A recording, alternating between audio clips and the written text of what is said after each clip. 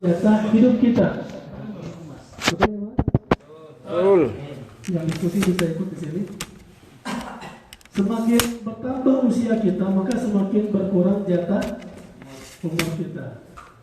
Bahkan bertambahnya usia kita dari hari ke hari, itu semakin mendekatkan kita kepada hari yang pasti bagi setiap manusia adalah hari kematian. Dan Rasulullah menasihati kepada kita semua, akthiru dzikra hadimil ladzat, akthiru dzikra hadimil ladzat. Perbanyaklah, sering-seringlah mengingat sesuatu yang bisa merusak, sesuatu yang bisa melenyapkan segala kelezatan-kelezatan dunia.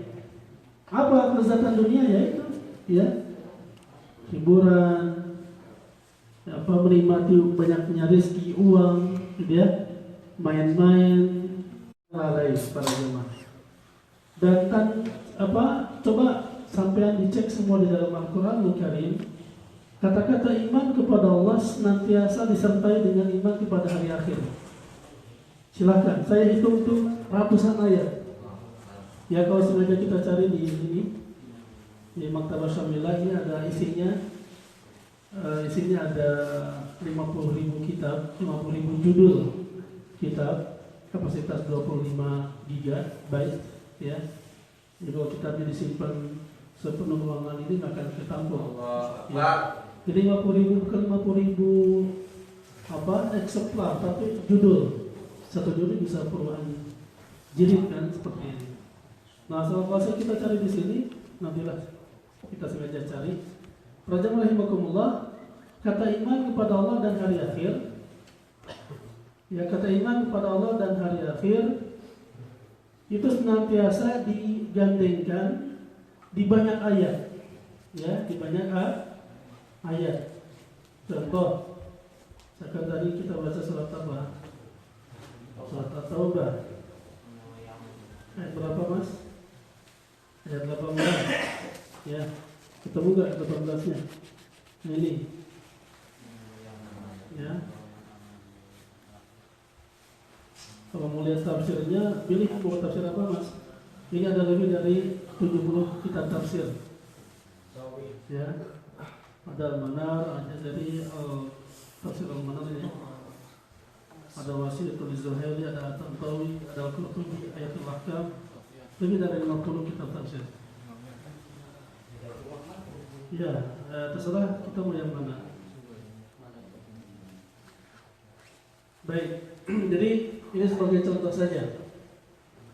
Para jemaah rahimakumullah, ini saya katakan bahwa kata-kata iman kepada Allah dan hari akhir itu selalu disandingkan. Innama ya'muru masajid Allah man amana billahi wal yaumil akhir. Ini.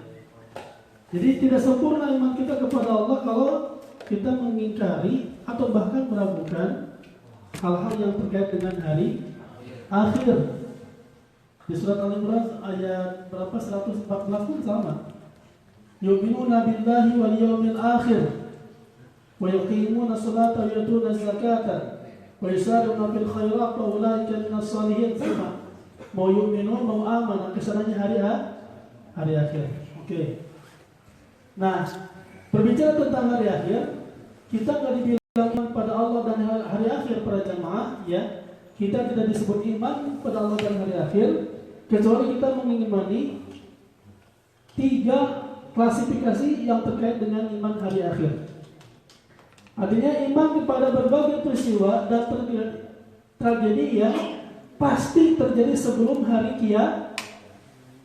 kiamat atau hari akhir itu. Kita mengimani berbagai peristiwa dan tragedi yang terjadi sebelum hari kiamat. Dipahami, Mas? Dan beberapa peristiwa tersebut sekarang sudah terjadi. Nanti kita buktikan dalil-dalilnya. Sudah terjadi. Kita mungkin nggak nyadar karena kita disibukkan dengan urusan kerjaan kita selama ini. Padahal di sekitar kita sudah banyak kejadian-kejadian. Sekitar namun sudah banyak kejadian. Yang kedua, mengimani peristiwa yang terjadi ketika terjadi yaumul kiamat dan mengimani peristiwa-peristiwa yang terjadi ya setelah hari Nah, jadi ada 3 bagian. Sebelum kiamat, ketika terjadi kiamat, dan setelah hari kiamat.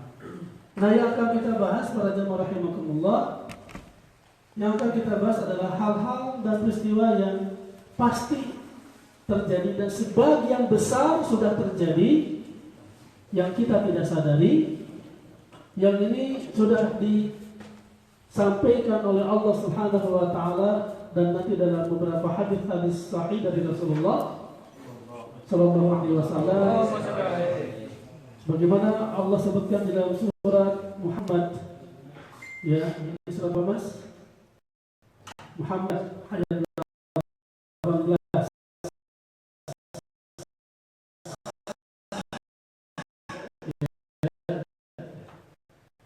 Kelihatan ayatnya, Mas?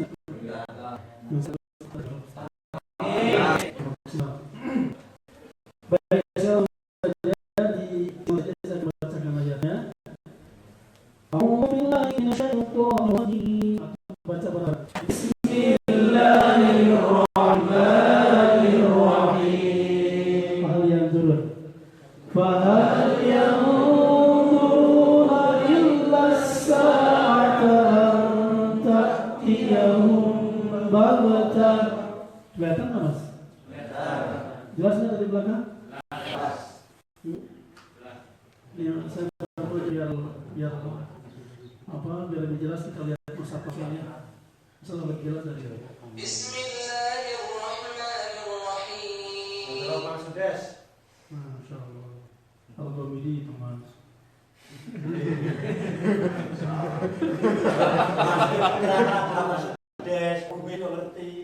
Ya. Enggak dosa kok salah betulnya. Enggak dosa. Saya harap jawab ngono mau Mas maksudnya. Ya. Ayat 8. Belasan ini kelihatan enggak? Makin kecil ya. Apa-apa saya kasih kacamata aja deh. Kalau nggak masih kelihatan itu matanya belok gitu. Oke, kelihatan, Mas? Lebih jelas ya? Daripada yang tadi. Baik, kita baca bareng-bareng sekali lagi. Langsung ya. 1, 2, 3. Fahal yanzuruna illa as-sa'ata an ta'tiyahum baghtah faqad jaa'a ashratuha فأنى لهم إذا جاءتهم ذكراهم صدق الله العظيم اللهم ارحمنا بالقرآن الكريم. Para jemaah rahimakumullah, dalam ayat ini tegaskan fahal yanzuruna illa sa'ah, maka tidak ada yang mereka tunggu-tunggu. Yang Allah bicarakan siapa? Kita, Mas, manusia. Saya kira cepat ya. Tidak ada yang kita tunggu-tunggu, kata Allah, illa sa'ata anta ati baghtah. Kita lagi nunggu apa? As-sa'ata, yaitu hari kiamat. Ingat, as-sa'ah di sini panjang. Salah satu nama di antara nama-nama kiamat. Kan dalam Al-Quran banyak nama kiamat itu. Tadi yang sampean jenengan semua baca Al-Waqi'ah, itu maknanya kiamat. Ya, ada Al-Waqi'ah, ada Al-Qari'ah, ada Az-Zalzalah, apa lagi?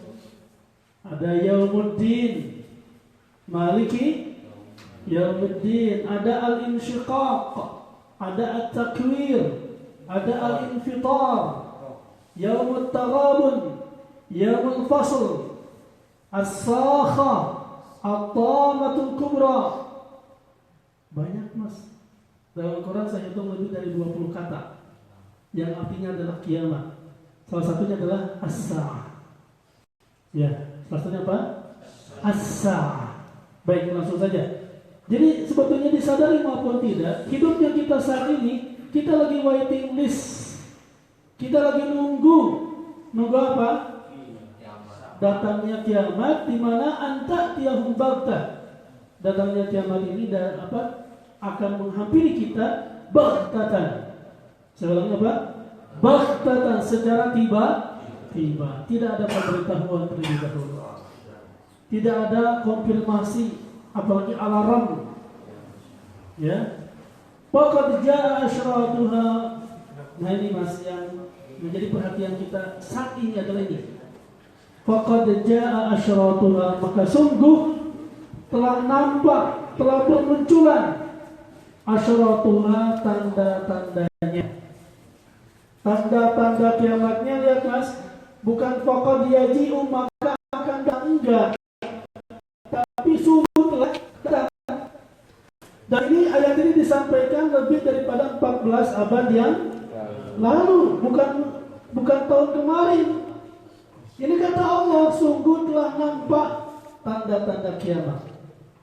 Bahkan sejak diturunkannya Al-Qur'an. Fa'anna lahum idza ja'atuhum dzikrahum.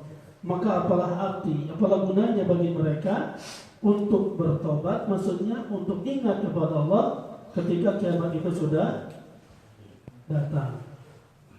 Baik, ini komentar mufassir Syekh Ibnu Katsir. Wa qalu falyanzuruna ila sa'atan ta'tiyahum baghtah ay wa hum ghafilun anha. Menanya di komennya gini, ada kajian kitab kuning ya, ini kajian kitab kuning Mas. Ya. Ini saya ambil dari kitab Ibnu Katsir yang tadi programnya. Jadi saya menelaah sendiri Mas, bukan hasil copy paste. Ya. Ibnu Katsir mengatakan kesimpulannya menguatkan apa yang tadi diutarakan di awal bahwa sungguh kiamat itu sudah bermunculan tanda-tanda ay imaratu iqtirabiha, tanda-tanda dekatnya kiamat. Tetapi memang banyak manusia yang wahum ghafiluna an hadir di antara kita yang lalai. Realitanya seperti itu Mas. Ya, kebanyakan kita lalai. Maksudnya lalai apa? Enggak ngeh, enggak nyadar, hingga kita terus terbuai dengan yang bohai-bohai. Terbuai dengan kelalaian, ya. Terbuai dengan harta, tahta, wanita, bahkan kinerja, karir, termasuk obsesi untuk mendapatkan duit. Ya, ini termasuk masalah saya pribadi, ya. Maka Allah tegaskan ini dalam banyak ayat, mananya sama Mas ya. Ya. Kalau balik kasih hisabahum fil waqtin mu'ridun. Sungguh telah datang saatnya mereka dihisab yaitu hari kiamat, tetapi banyak manusia yang lalai. Ghaflah. Mu'ridun itu adalah membangkang dari syariat Allah Subhanahu wa taala. Tadi saya sebutkan bahwa ayat ini sudah disampaikan sejak lebih dari 14 abad yang lalu. Apa tanda kiamat? Nomor pertama dalam banyak hadis menjelaskan ayat yang tadi, sejak tahun ke-1 dari kenabian atau tahun ke-40 dari kelahiran Nabi Muhammad SAW dan 13 tahun menjelang hijrah ke Madinah, manakala Rasulullah diutus dan dilantik, diangkat oleh Allah sebagai Rasul dan Khatamul Anbiya wal Mursalin, maka sejak saat itulah lahirnya beliau sebagai seorang Nabi menjadi tanda pertama dekatnya kiamat. Ini kata Ibnu Katsir, "Fabi'atu Rasulullah sallallahu alaihi wasallam min asyratis sa'ah." Di antara tanda-tanda kiamat diutusnya Rasulullah itu sebagai Nabi. Kenapa? Li'annahu khatamur rusul. Karena beliau merupakan penutup para rasul yang dengannya Allah menyempurnakan agamanya. Wa qama bihil hujjata 'alal 'alamin, dan menjadi hujjah ya bagi seluruh alam semesta. Maksudnya hujjah tentang kebenaran risalah Allah Subhanahu wa taala. Kesimpulannya ya, ini hadis yang diingatkan buat kita semua bahwa Rasulullah sejak dahulu mengatakan, bu'ithu ana wa sa'atu kahatain. Sejak aku diutus sampai nanti terjadi kiamat, jarak waktunya itu bagaikan kedua jari ini, kata Rasulullah. Kedua jari ini, karena Rasul memberikan isyarat kepada as-sababatu wal wusta, memberikan isyarat kepada telunjuk dan jari tengah. Perhatikan para jemaah, Rasul nggak bilang, Rasul kan nyebutnya apa? As-sababatu wal wusta. Jarak antara kenabian beliau sampai terjadi kiamat seperti kedua jari ini, telunjuk dengan jari tengah. Rasul tidak menyebut telunjuk dengan kelingking. Ini metal mas, metal mas.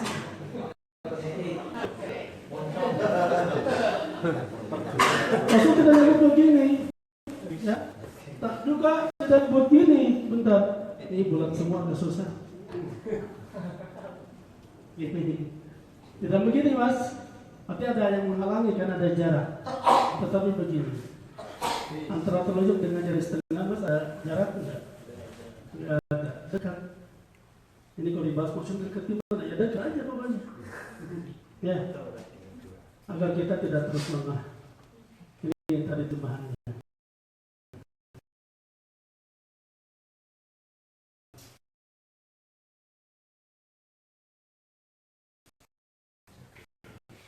Jelas ya? Boleh melanjutkan khusus dari hadis Bukhari. Hadis lafaznya Bukhari di dalam riwayat lain Muslim. Nah ini hal yang terkadang dilupakan oleh umat Rasulullah SAW. Hadis ini sekarang lagi viral di mana-mana, dikaji di berbagai seminar ya, dan ini sedang banyak para kalangan ilmuwan di berbagai disiplin ilmu ingin membuktikan kebenaran hadis ini, dan ini sudah terbukti terkait dengan usia umat Rasulullah SAW. Jadi usia umat Rasulullah itu ini dibagi menjadi 5 tahapan atau 5 fase. Ya, ini hadisnya. Hadis ini hadis riwayat siapa? Imam Ahmad, diriwayatkan oleh Imam Ahmad di juz 4 halaman hadis ke-273, disahihkan oleh Syekh Al-Albani dalam As-Sahih nomor 5. Kita lihat aja kesimpulannya biar cepat. Inilah fase usia umat Rasulullah SAW. Pertama adalah fase pertama atau marhalatul ula, yaitu zaman Nabi Muhammad an-Nubuwah selama 23 tahun, 13 tahun di Mekah dan 10 tahun di Madinah. Sudah lewat kan mas? Ya, wes lewat ya. Yang kedua adalah Khulafaur Rasyidin, yaitu Khilafah Rasyidah di masa kepemimpinan Khilafah Abu Bakar Siddiq, Umar bin Khattab, Utsman bin Affan, dan Ali bin Abi Thalib radhiyallahu anhu. Semoga Allah Subhanahu wa taala menghimpunkan kita semua. Amin. Suranya bersama Rasulullah sallallahu alaihi wasallam. Ini pun kalau dibahas panjang, mas kesimpulannya sudah lewat lah. Sudah kita lalui, ya. Fase ketiga adalah fase yang disebut dengan al-mamalik. Istilahnya bukan khilafah lagi, tetapi kerajaan. Masa-masa kerajaan yaitu yang terbagi pada 3 sejarah peradaban kepemimpinan umat Islam kala itu. Itu pada masa Daulah Abbasiyah, Umayyah, kemudian Abbasiyah dan Utsmaniyah. Utsmaniyah itu berakhir pada tahun 1924. Ya, seiring dengan hancurnya khilafah Islam di Turki Utsmani pada tahun 1924 Istanbul. Dan fase keempat adalah zaman modern, zaman di mana kita hidup. Dalam Islam dengan zaman yaitu fase al-jababir, munculnya para penguasa, para pemimpin yang zalim. Ada hadis yang saya teringat ya, dari sekian puluh tahun mungkin saya baru lagi baca hadis, ada nanti di depannya. Itu adalah di arah tanda kiamat, dan ini di sini semuanya muncul di fase keempat ini. Munculnya para pemimpin kadzabuna dajjalun ke Rasul. Ini bahasa Rasul, bukan bahasa saya. Para pemimpin yang dusta, pendusta, pengkhianat, yang mengkhianati rakyat, dan dajjalun, para pemimpin-pemimpin yang nantinya menjadi pengikut Dajjal. Jadi penguasa-penguasa sudah kelihatan mas. Di Suriah sampai bisa lihat, ya jutaan umat Islam sudah kita dibantai. Perempuan-perempuan muslimah disekap dalam satu gedung. Saya ada videonya kalau mau lihat. Tapi bukan pas kejadiannya, setelahnya. Karena saya ada tim relawan yang saat ini masih di sana. Allah berikan keselamatan. Perempuan yang disekap dalam satu gedung, tidak dikasih makan berhari-hari, ya, kemudian didatangkanlah serdadu Bashar Assad, ya, serdadu kafir Syiah. Saya tidak ragu mengatakan Syiah kafir, ya, 1000%. Ya, kemudian mereka dikasih minuman biar teler gitu sampai mabok, kemudian masuk ke dalam gedung tersebut dan dilakukan pemerkosaan rame-rame. Ini kejadian, bukan hoax, ya. Udah gitu diperkosa rame-rame, dibakar. Tidur. Ini perilaku pemerintahan Bashar Assad di Suriah, di Rohingya, ya. Sekarang di Somalia, di Kenya, ya. Allah alam, Indonesia mudah-mudahan diselamatkan. Dan fase kelima adalah fase dunia kembali diperintah mengikuti cara al-manhaj al-khilafah al-mahdiwah pun yang diperintah oleh Imam Al-Ghazali dalam Syekh kita Al-Ahkam As-Sultaniyah. Para jamaah rahimahumullah, kalau kita bahas dari 5 fase ini, kalau sudah masuk fase kelima ini sudah tidak akan lama lagi kiamat. Ya, tidak akan sampai bertahun-tahun. Saat ini kita berada di fase mana Mas tadi? Fase keempat. Fase keempat seperti apa posisinya? Ya, jadi kita lihat hadis-hadisnya. Yang jelas kita sudah berada di akhir zaman. Ya. Makanya saya beberapa kali kadang saya bilang terus terang kita beberapa teman-teman kan, kita di Korea harus punya target. Mohon maaf Mas ya, harus punya planningnya jelas. Kita mau berapa lama di sini? Ingat kita punya orang tua, lagi punya istri dan anak-anak. Jangan sampai kemudian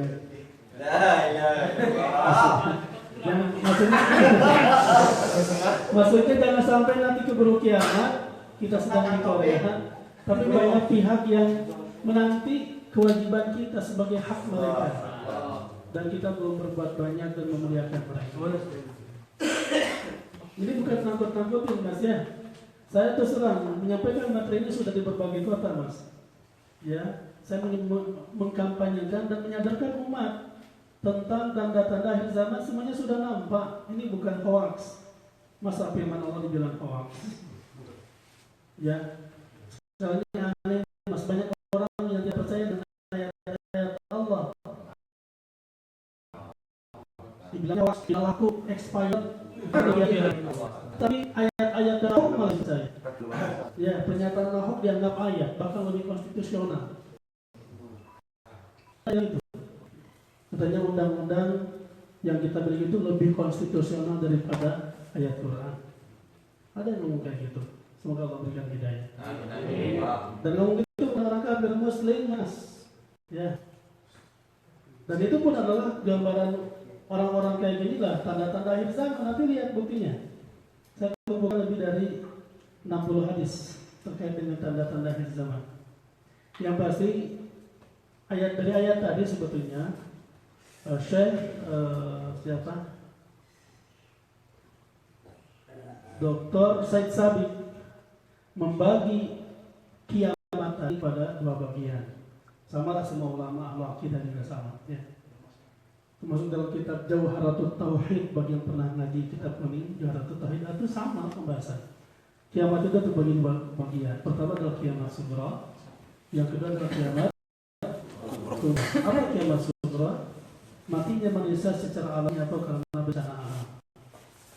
Nah ini bahkan ketika munculnya banyak bencana di mana-mana, itu pun tanda yang pasti tentang dekatnya kiamat. Maksudnya kita percepat. Yang kedua adalah matinya seluruh manusia dan hancurnya alam semesta. Bukan hancurnya planet bumi saja Mas, seperti yang dipahami oleh kaum barat ya. Maka mereka membuat film-film propaganda yang isinya kebohongan dan dusta. Muncullah film Kiamat 2012. Udah lewat 5 tahun lalu Mas, sampai masih hidup. Ya, katanya kiamat, tapi enggak. Bahkan dalam film Armageddon yang Bruce Willis, sampai bisa lihat. Asumsi orang-orang Barat yang dipengaruhi oleh ajaran-ajaran Yahudi dalam kitab Talmud, menurut mereka kiamat itu adalah hancurnya planet bumi, hingga kita bisa imigrasi, pindah planet kan? Ada tawaran kan mau pindah ke planet Mars, Pluto, Jupiter, Yamaha, Jupiter apa ya?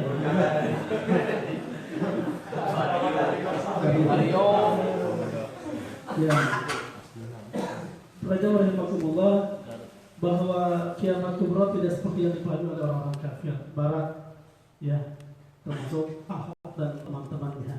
Ya, bagi kita sebagai orang beriman, kita yakin bahwa kiamat adalah kehancuran semua alam semesta dan kematian semua makhluk ciptaan Tuhan, kecuali zat Allah Subhanahu wa taala. Kullu syai'in halikun illa wajhah. Kullu man 'alaiha fan. Kullu man 'alaiha fan. Wa yabqa wajhu rabbika dzul jalali wal ikram. Fa ayyi ala'i rabbikuma tukadziban. Ya. Semua dibuat dan dimatikan oleh Allah Subhanahu wa taala, dan makhluk terakhir yang Allah matikan, makhluk yang paling akhir Allah matikan setelah hancurnya alam semesta, manusia, pepohonan, hewan, ya bahkan seluruh malaikat termasuk jin, setan dan manusia, makhluk terakhir yang Allah matikan dalam beberapa hadis itu adalah malaikat Israfil, karena dialah yang mendapatkan tugas khusus sama dengan ini sang kakalan. Baik. Nah, kita akan lihat sebenarnya fokus materi di sini, Mas, ya. Mohon perhatiannya. Kita lihat deteksi adakah semua apa yang disampaikan ayat-ayat Quran dan hadis Rasulullah yang sahih. Saya mengumpulkan hadis yang khusus yang sahih, tidak ada keraguan. Ya, tentang tanda-tanda kiamat kecil. Jadi jangankan sekarang, Mas, Rasulullah di beliau masih hidup, di awal waktunya wahyu sudah ditanya oleh malaikat Jibril, kan itu ya. Hadis Umar bin Khattab kemarin sempat saya bahas. Ditanya tentang Islam, dalam Riyadhus Shalihin ada. Ditanya tentang iman, ditanya tentang ihsan. Terakhir kata malaikat Jibril, "Apa ya sa'atu ya Rasulullah, kapan kejadian kiamat?" Itu udah ditanya sejak 14 abad yang lalu. Kita nggak pernah nanya, betul? Mas pernah nanya sama atau nanya sehingga ada WhatsApp ke Ustaz, ada info nggak kira-kira kapan?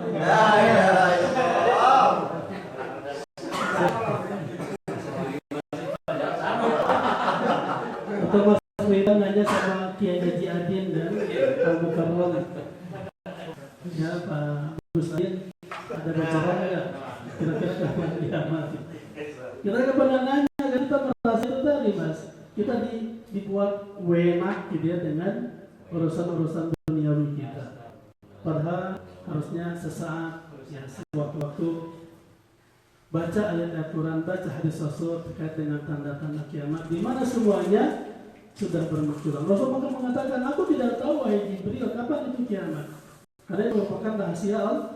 Inna Allah tapi aku akan beritahu kepadamu tentang tanda-tandanya. Nah, inilah hadisnya. Ya. Pertama adalah tadi sudah disampaikan, kita dibahas lagi. Diutusnya Rasulullah SAW ke muka bumi ini sebagai khatamul mursalin merupakan tanda yang pasti tentang dekatnya kiamat. Yang kedua, disia-siakannya amanat. Hadisnya idza usnida al-amru ila ghairi ahlihi fantadir as-sa'ah. Monggo membaca hadisnya silakan. Hanya saja di sini banyak perdebatan di antara para ulama ahlul hadis. Apa maksud disia-siakan amanat? Ya, amanat itu kan banyak, Mas ya. Karena setiap kita adalah pemimpin. Seorang suami ya dia punya amanat untuk menjadi kepala rumah tangga, mengayomi, melindungi, ya memelihara kesucian, kehormatan keluarganya, istri dan anak-anaknya. Istri juga punya amanah mendidik, merawat, memberikan keteladanan kepada anak-anak dan seterusnya. Tetapi para ulama yang saya baca dalam banyak kitab sepakat bahwa maksud idza wusida amru ila ghairi adalah tentang amanat kepemimpinan. Tentang amanat kepemimpinan. Kalau kepemimpinan, apalagi yang namanya ngurus negara, ngurus rakyat, dikasih kepada orang-orang yang tidak takut kepada Allah, bahkan membangkang dari ajaran Allah, tunggulah kehancuran. Ini sudah terjadi, Mas, di Yaman, sudah terjadi di Irak, sudah terjadi di Syria, di Rohingya, termasuk di Libya, tempat saya belajar. Ya, tempat saya belajar 2003, berarti 14 tahun yang lalu. Sekarang sudah hancur-hancuran, Mas. Dan mereka juga membidik negara kita Indonesia. Tadi yang Rasul sebut, nanti ada muncul, bahkan ada hadis yang Masya Allah saya bacanya merinding ya. Rasul mengatakan di antara tanda kiamat, saya tidak cantumkan di sini, an yusbihal muluk wal umara min awlad syara'ir la min al-akhlaqil karimah. Akan muncul raja-raja, penguasa, yusbihal muluk, kata Rasulullah, para penguasa, raja-raja, presiden atau apapun namanya, yang muncul lahir dari kalangan masyarakat yang syara'ir, dari syar, yang buruk perangai, buruk muka, cuma cari pencitraan, padahal tidak punya kapabilitas, dan seterusnya. Kita bukan hanya bicara di Korea, Mas, di mana-mana. Apalagi cuma bicara Indonesia, akan lihat yang sentimen ya. Saya tidak bicara tentang itu, tetapi tentang dunia. Saya selalu bilang, mohon maaf, ketika saya menyampaikan materi ini di salah satu masjid, ada jamaah yang ngacung. Saya mohon maaf, saya interupsi. Oh, silakan. Kata dia, ini seorang, saya nggak apa-apa sebut namanya, udah sepuh, kayaknya 67 tahunan, Pak Yunus namanya. Mantap banget Ustaz. Ustaz, tadi kan Ustaz menyampaikan ayat-ayat Quran, ayat-ayat hadis, dan kami yakin benar dan pasti haknya. Kata dia, jangankan Allah dan Rasul, boro-boro Allah dan Rasul yang pasti kebenaran wahyu dan risalahnya. Ada manusia bahkan bisa memprediksi apa yang saya sampaikan itu benar dan kejadian. Saya masih belum ngerti. Maksudnya gimana Pak Haji? Iya, jangankan Allah dan Rasul, Ustaz, yang kita gak usah ragu-ragu pasti benar gitu. JK aja bisa memprediksi katanya. Siapa JK? Saya masih belum ngerti. Ya itu Yusuf Kala, Pak Ustaz. Oh, saya baru nyadar. Karena saya pun videonya nyimpen. Mungkin di YouTube sudah dihapus. Ya. JK tahun 2013 bulan September, tanggalnya sebelah ya, pernah bicara. Itu didengar oleh semua. Katanya kalau si Fulan, saya nggak nyebut nama Mas ya. Kalau si Fulan jadi presiden maka hancurlah negara ini. Saya nggak nyebut nama ya. Bila penasaran siapa, tanyanya Pak JK. Kejadian kan? Kejadian. Wes, nggak usah dibahas. Saya ini kata jamaah, Masya Allah, semuanya terhentak gitu ya. Iya, jangankan Allah dan Rasul, itu kan bukan amalan kalau Rasul Mas ya. Tapi kan ini amalan prediksi beliau. Kalau si Fulan jadi presiden maka hancur negara ini. Itu apa? Jelas banget, nggak ada edit-editan gitu. Jelas banget. Yang ketiga, Bang Gembala menjadi orang kaya. Ini kajiannya luas ya. Baca aja hadisnya. Rasul ditanya oleh malaikat Jibril tentang tanda-tanda kiamat. Lalu beliau menjawab, seorang budak melahirkan majikannya. Antalidal amatu robataha. Ya. Ini yang diambil kesimpulan cuma satu, tapi banyak mana ya.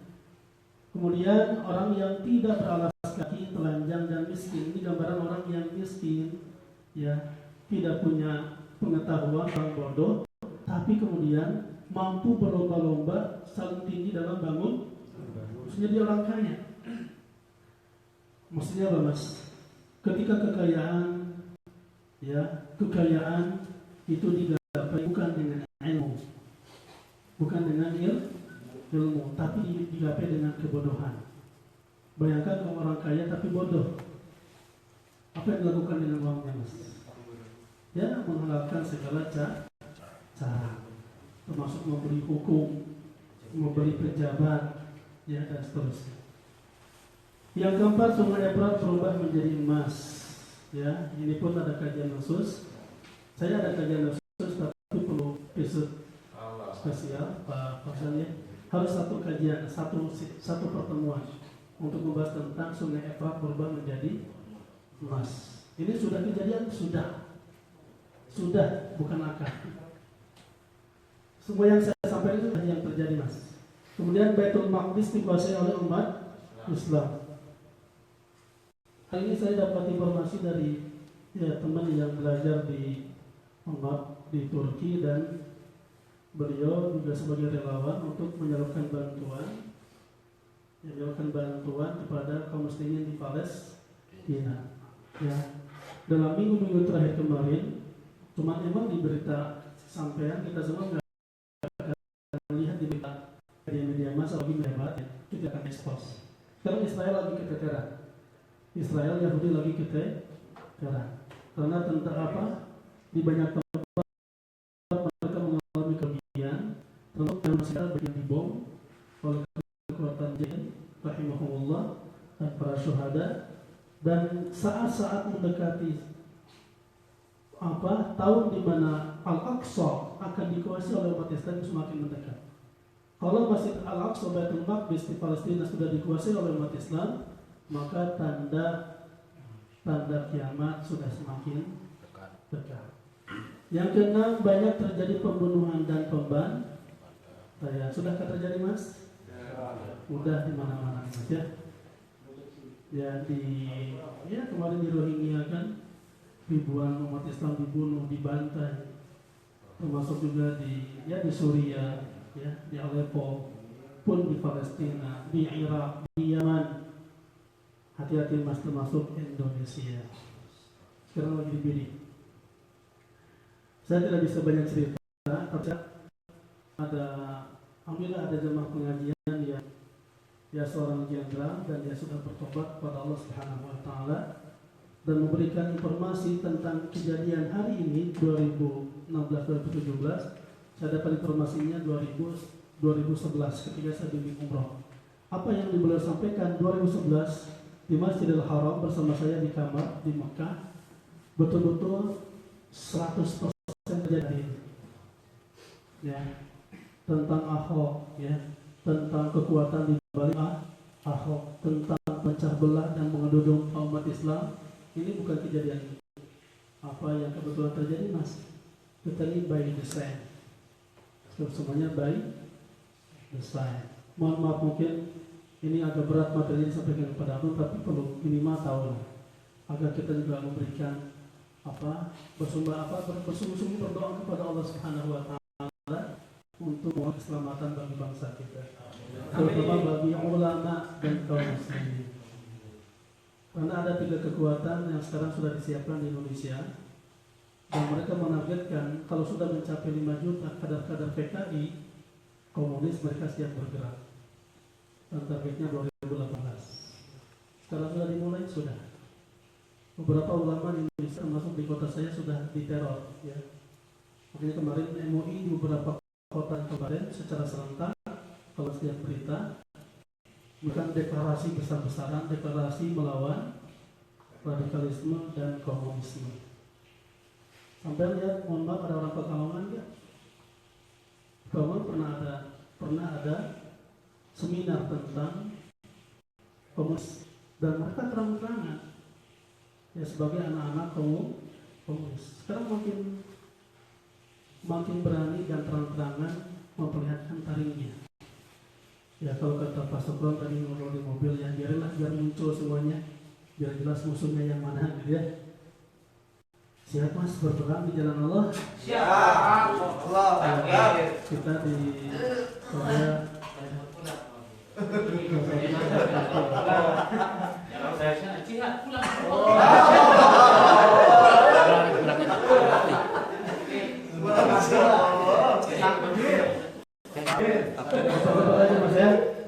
Termasuk yang berikutnya adalah perzinahan semakin merebak dan terang-terangan. Perzinahan. Yang sewu, Mas, ya di mana-mana. apalagi di Korea terang-terangan banget ya. Saya kalau tidak punya iman, aduh ya Allah ya. Saya ingat banget Pak Fauzan, Pak Sadari dan para jamaah. Pertama kali saya Korea 2014 Ramadan, saya mengisi kajian di malam pertama Ramadan saya di kedutaan waktu itu dengan Mas Dedi berdua. Ke sana yang ngaji tarawih kemudian tausiah. Saya sama Mas Dedi kan pas buka cuma di kereta Mas. Saya ingat bukanya pakai ini aja apa? Namanya ketan yang dibalut sama kimbap. Itu saya buka itu aja di kereta dengan harapan kata Dedi nanti jasa insya Allah ya kayaknya nanti kita makan di kedutaan aja gitu. Udah ngimamin, udah tausiah, nggak ada air aja gitu. Air pun nggak ada, makan pun nggak ada. Ya assalamualaikum, terima kasih, udah pulang. Pas pulang makanya lapar kan. Jadi dia tahu mas dia. Pas lapar ya iyalah kita apa bisa ngimamin tadi. Begitu cari makan. Dan di Seoul ada satu gedung 4 lantai, dan itu yang lantai ketiga ada makanan halal, ya. Makanan halal ikan dan santan. Pas saya masuk di naik lift, ya, mau naik lift, ada anak remaja saya yakin SMA lah kurang lebih, bukan mahasiswa. Masya Allah, itu bulan Ramadan. Di depan saya itu berciuman gitu. Hah? Gak tahu yang di depan tuh kiai gitu. Aduh, ini Ustaz disebut kayak gini, Masya Allah. Pada saya berjenggot kelihatan ya. Udah masuk apa lift, kirain saya kan berdoa sama saya. Di dalam lift itu juga. Jadi gimana nih? Tempelennya sebenarnya. Saya kalau di Indonesia saya tempelin gitu ya. Udah sabar. Itu di tempat umum kayak gitu ya. Dan sekarang kan bukan hanya terang-terangan lah, di show, di video, di share kan. Hati-hati. Jagalah mata, jangan kau kotori. Jagalah hati.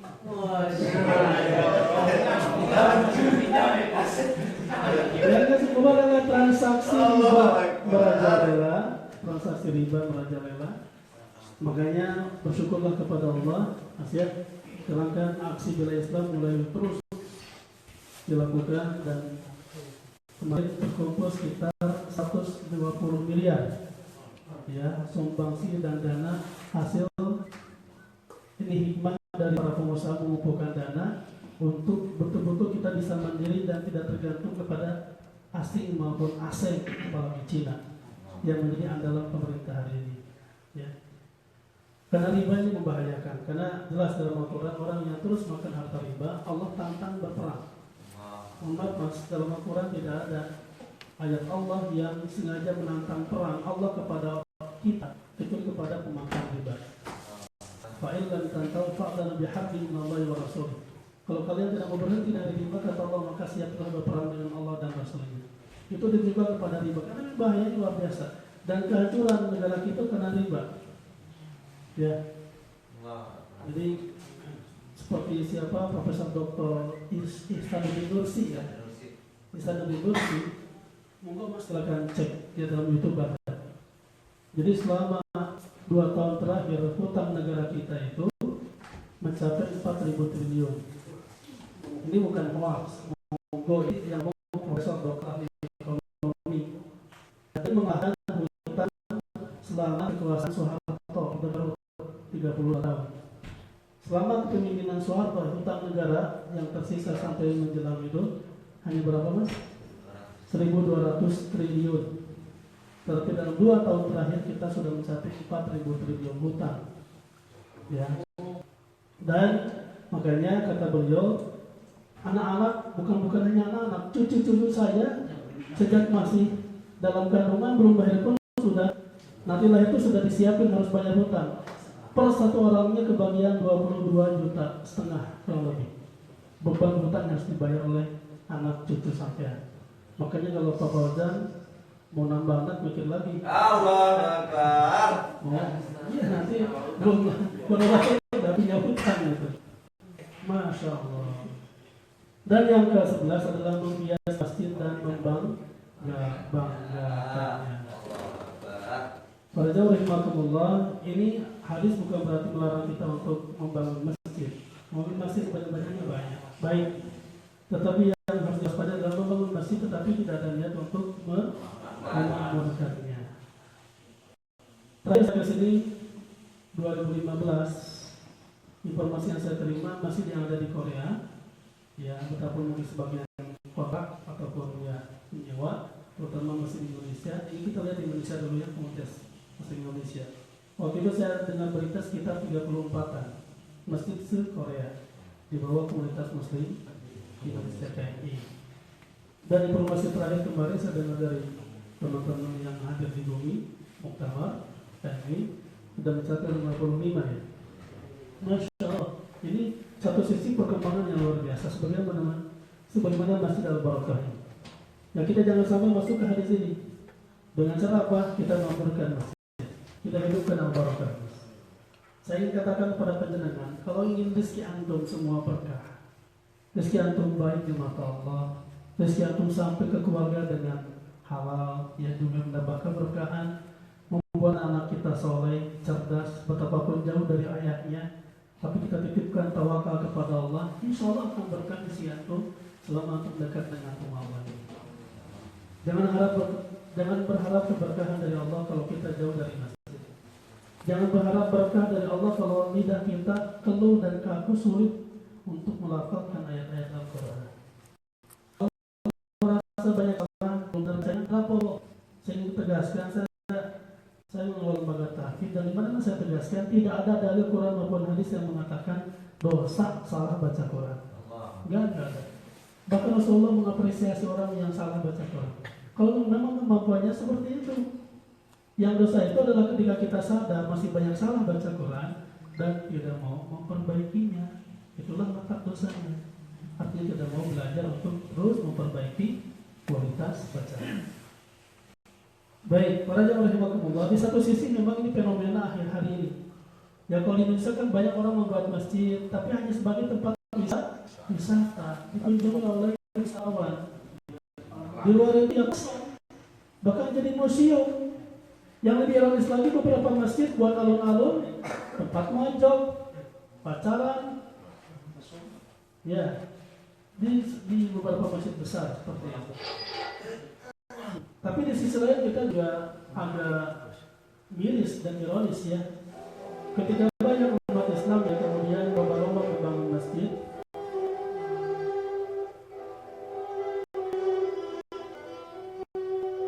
tetapi kita melupakan nasib masjid-masjid kita di tempat lain, terutama di tanah suci yang Allah amanahkan kepada pundak semua umat Rasulullah untuk memerdekakan dan menjaga kesuciannya. Inilah Masjid Al-Aqsa, masjid yang menjadi tempat Isra dan Mi'rajnya Rasulullah SAW di bulan ini Rajab tanggal 27. Tetapi ini banyak dilupakan umat, banyak dilupakan kita.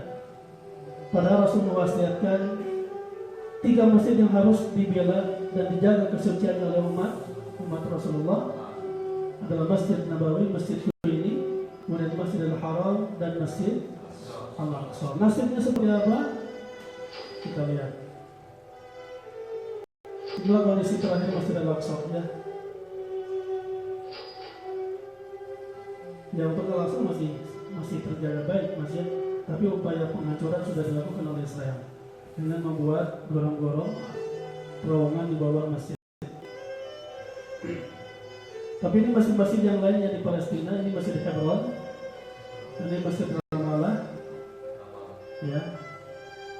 Masa kita mau dekat ke Masjid Al-Barakah kalau Al-Barakah sudah dihancurin? Jangan nunggu kejadiannya seperti ini. Pun demikian di Aleppo Suriah.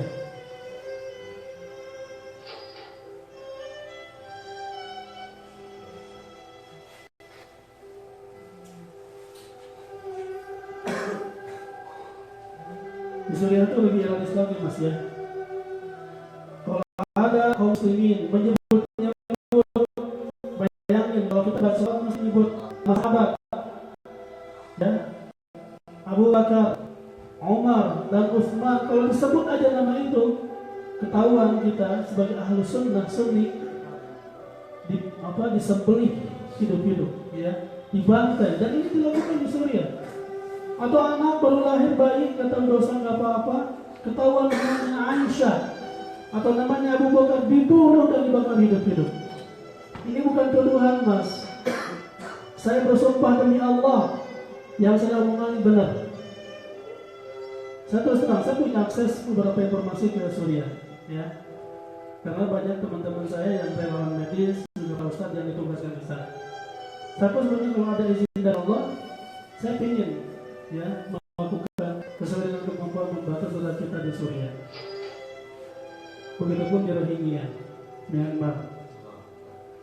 Nasibnya masih seperti mereka dibakar, ya, dihancurkan, bahkan zamannya disekap di dalam masjid kemudian dibakar hidup-hidup. Dan ini mayat yang baru saja dikeluarkan pasca kejadian pembakaran masjid ini. Maukah kita membiarkan masjid-masjid di sekitar kita seperti ini nasibnya? Ketika umat Islam lengah, kitanya nyantai dan tidak peka dengan apa yang diperingatkan oleh Rasulullah SAW. Jamaah rahimakumullah, tentu masih banyak, ya, yang ingin saya sampaikan, tapi memang sudah menjelang malam ini. Tapi yang pasti apa yang disampaikan dalam banyak hadis ini semua peringatan bagi kita semua, terutama hampir di semua negara saat ini sedang banyak terjadi bencana alam, ya, terutama Indonesia. Monggo Mas cek berita-berita di Indonesia. Ya, hari ini, hari kemarin, hampir setiap hari berita di mana, terutama bencana banjir, longsor. Bahkan kemarin istri saya ketika saya telepon itu langsung teriak karena pas ketika sedang telepon ada gempa. Itu gempa yang ketiga kali. Mungkin tahu beritanya itu di Tasik, salah satu sumbernya. Sebelumnya bahkan di Cilacap, ya, termasuk di Yogyakarta dan daerah-daerah lainnya. Yang pasti para jamaah rahimakumullah, ketika terjadi bencana-bencana seperti ini, ingatlah dalam hadis yang tadi sampai baca, ini merupakan tanda-tanda yang sudah semakin dekat.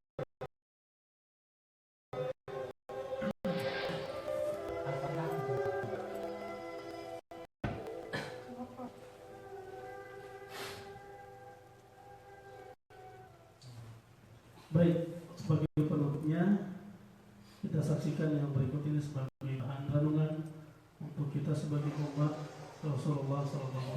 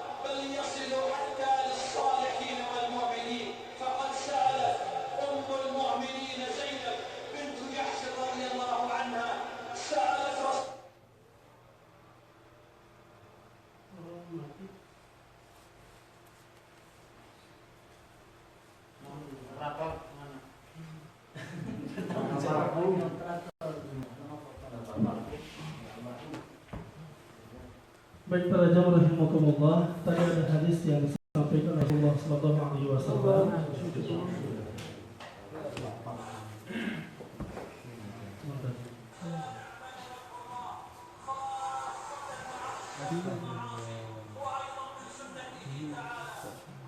Baik, saya ingin sampaikan salah satu hadis yang bersama Rasulullah dalam tayangan tadi, bahwa Rasulullah satu ketika ditanya oleh salah satu istrinya, yaitu Zainab bintu Jahsy. Kata istri tercintanya, "Ya Rasulullah, anulak wa fina salihun." Apakah mungkin kita akan celaka? Apakah mungkin kita akan kena bencana? Padahal di antara kita masih banyak orang-orang yang soleh. Bayangkan, ini pertanyaan di masa Rasulullah masih hidup. Wahyu masih turun. Akhlak beliau masih terasa indahnya oleh sahabat. Makan dengan kemuliaan akhlak para sahabat-sahabat mulianya. Ada pertanyaan kayak gini tadi. Ya Rasulullah, apakah mungkin kita akan celaka padahal di antara kami banyak orang-orang yang soleh. Banyak orang yang rajin ke masjid, banyak beristighfar, banyak membaca Al-Quran, banyak membaca ayat-ayat Allah. Kata Rasulullah, ya, kalian semua akan terkena bencana. Bala, idza kathral khabath wa sakattum an. Benar ya, ketika banyak kemaksiatan, dosa merajalela di mana-mana, tetapi kalian mendiamkannya. Jadi hadirin rahimakumullah, ya.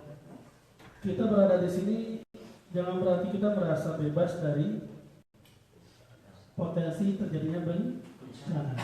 Apalagi ketika kita melihat dengan mata kepala sendiri, kita merasakan nampak di depan mata kemaksiatan merajalela. Maka tidak selamatkan kita, wa tusakum wa alaikum nar, selamatkan keluarga, termasuk juga pada kawan-kawan kita. Mari aja yang mereka masih jauh, masih asing, masih selamatkan mereka. Ya. Membiarkan kedaliman. Kita tahu teman kita, tapi kita malas. Kita tahu dia seringkali melakukan dosa, maksiat, main ke norebang, minum soju, main perempuan dan sebagainya. Kita tahu, tapi kita membiarkan. Kata Rasulullah, mohon maaf, sama saja kita pun terlibat dalam dosa tersebut.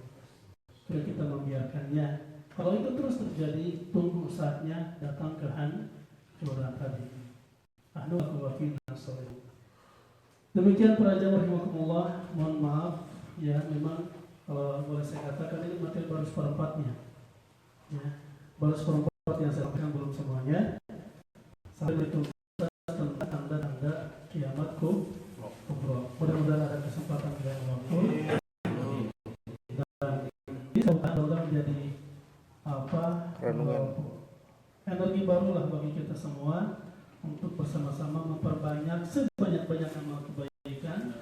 Jangan pernah remehkan amal sekecil apapun itu, ya. Termasuk juga memperbanyak tobat kepada Allah Subhanahu wa taala, mohonkan ampunan untuk diri kita, mohonkan ampunan untuk orang tua kita, mohonkan ampunan untuk istri dan keluarga tercinta kita, hingga kita diselamatkan dari bencana dan siksa di dunia dan terutama di akhirat. Amin. Amin ya Allah ya Rabbal Alamin. Allahumma inna nas'aluka salamatan fid din. Amin. Afiyatan fil jasad. Amin. Ziyadatan fil ilmi. Amin. Barakatan fil rizqi. Amin. Wa tawbatan qabla al-maut. Amin. Rahmatan 'inda al-maut. Amin. Wa maghfiratan ba'da al-maut. Allahumma hawwin 'alaina fi sakaratil maut. Amin. والنجاة من النار والعفو عند الحساب والعفو عند الحساب اللهم اجعل آخر كلماتنا عند لقائك بلا إله إلا الله يا الله jadikanlah kalimat kata-kata terakhir yang keluar dari mulut yang bersih Allah. Tidak ada kata-kata yang lain kecuali ucapan la ilaha illallah Muhammadur Rasulullah. Hingga kami semua hamba-hambamu yang hadir saat ini, orang tua kami, ayah, ibu kami, istri dan putra-putri kami, ya Allah, saudara-saudara kami, jemaah Masjid Al-Barokah dan semua masjid dimanapun, ya Allah, matikan kami dalam keadaan husnul khatimah.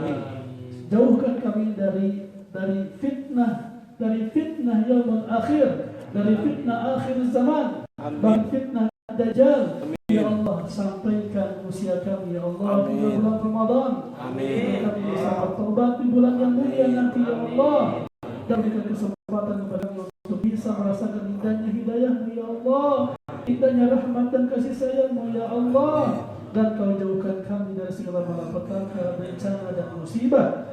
Rabbana la tuzigh qulubana ba'da idh hadaytana wa hab lana min rahmah Amin. innaka antal wahhab. Rabbana atina fid dunya hasanah wa fil akhirati hasanah wa qina adzabannar. Wa subhana rabbika rabbil izzati amma yasifun. Amin. Wa salamun alal mursalin walhamdulillahi rabbil alamin. Al-Fatihah.